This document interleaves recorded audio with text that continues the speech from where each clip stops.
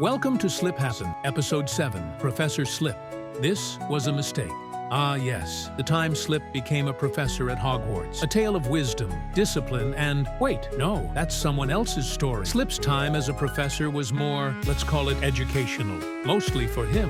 It started, as these things often do, with a classroom full of students, an official-sounding title, and absolutely no Well, that seems like a red flag.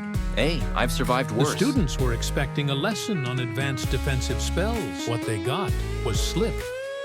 He stood at the front of the room, looking exactly as unprepared as he was. The students waited. A long pause stretched between them. All right, let's keep this simple. Magic is cool, wands do things, and we try not to explode indoors. Any questions? A hand went up immediately. Professor, how do you counter a projectile curse in midair? It was a completely reasonable inquiry, one that a properly trained professor could answer with ease. Slip, however, was working off confidence and the vague hope that dodging worked the same way in magic as it did in traffic. You move? A brief silence followed. Then, another hand went up. What if it's an unforgivable curse? And that was when the lesson took a turn. Okay, absolutely not. We are not dealing with unforgivable curses today. They absolutely were, another student chimed in. Well, if the spell is already cast, should we reflect it or absorb it? Why do you all know this much about curse mechanics? Rather than answering, they simply stared, waiting for wisdom. He had none. So, naturally, he did what any responsible educator would do. He changed the subject.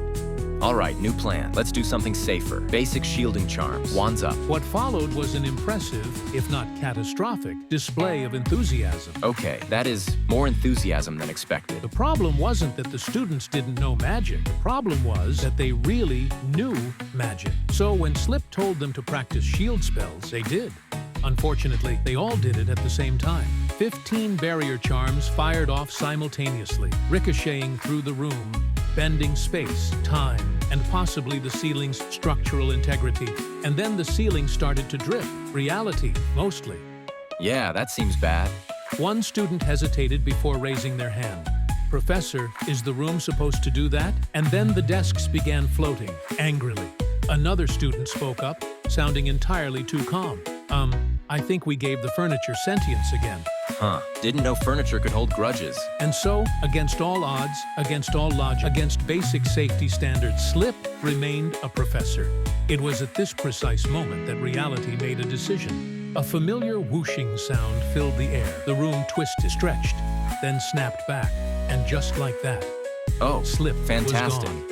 And so, Professor Slip's time at Hogwarts came to an abrupt and reality-defying I don't even end. care anymore. But where did he go? What awaits him in the next nonsensical adventure? Is he about to become a world-class detective in a town where crimes solve themselves? Has he been flung into a high-stakes cooking competition despite knowing nothing about food? Or, dare we say, has he landed in a world where everything is a musical? Oh, please, not the musical.